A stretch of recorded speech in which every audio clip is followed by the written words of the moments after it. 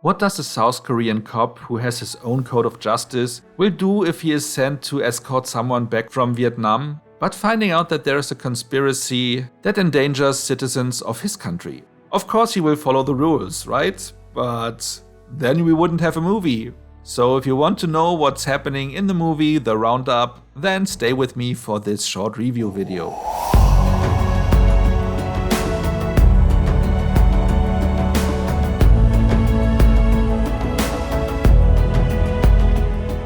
Ma is an accomplished cop working in South Korea and making sure that everyone in his city is being safe. He does so by not always following the rules of the law, mainly in regards of his violence. By what I mean, he really likes to use his fists. And instead of long talks, he just smacks the culprits around. Imagine Bud Spencer, but without the laughs and the sound effects.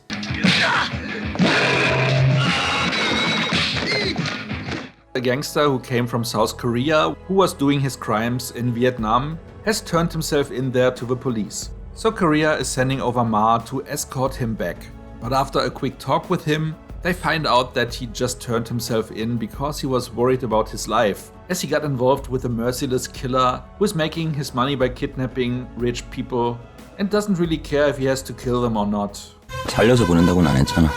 As long as he got the money. While he has no jurisdiction in Vietnam, of course he still tries to figure out what's going on and pursues the leads he was given. That might have even resulted in next to no backlash, but of course, being the person he is, he leaves behind knocked out people and chaos wherever he is investigating.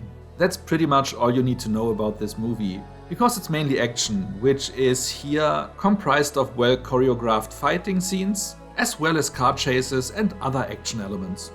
One information though that was not given to us before we watched the movie was that this is a sequel, with the first movie being The Outlaws from 2017.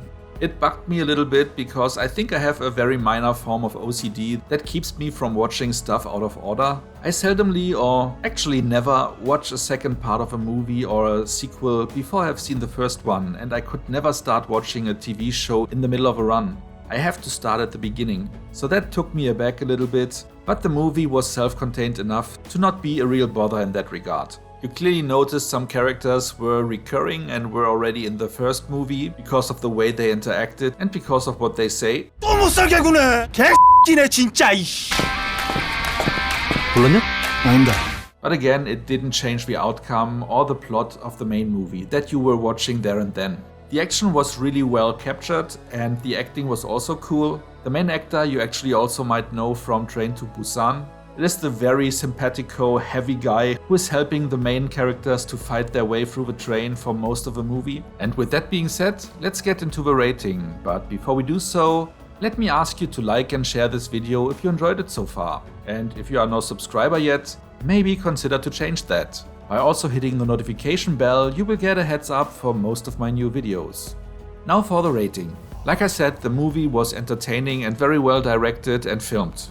It was convincing enough for me to say I for sure need to see the first part as well. So that has wandered on my to-watch list. However, one thing you need to keep in mind, a movie like this could right now never be produced in the US, for instance. Because since what happened to George Floyd, there's a completely new awareness in the media for police violence. And a cop who is just kicking and punching suspects left and right, and interrogations that are ending with bloody noses and broken teeth is something you will not see anytime soon in any US movie. I'm even not sure how I feel about that in a movie that is not coming from the US, because I never really liked police violence even before all of this. It always made me cringe, even in shows like Hawaii 5-0, when they just smack the suspects around even if they think they are in the right. Somehow though, being a movie that is taking place in Korea and in Vietnam, featuring a lot of martial arts, which makes violence appear differently anyway, I think is the reason why you can stomach it in this movie and don't have such a bitter taste in your mouth. However, you need to be aware that this is coming your way if you watch this movie.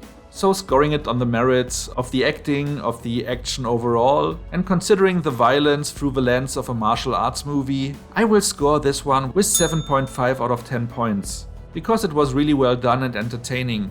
And I might have even scored it a little bit higher, I guess, if I would have seen the first movie and know all the connections and how it plays as a sequel. But on the other hand, maybe I would have scored it lower then. I will only know after watching the first movie and then maybe the sequel a second time. But until then, I'm asking you, what do you think about police violence in movies? Is it a difference if the movie is coming from the US for you, or is it all the same? How are you consuming movies from a past where people were just fine with the police using violence? Let me know in the comments. So much for now, see you next time and thanks for watching!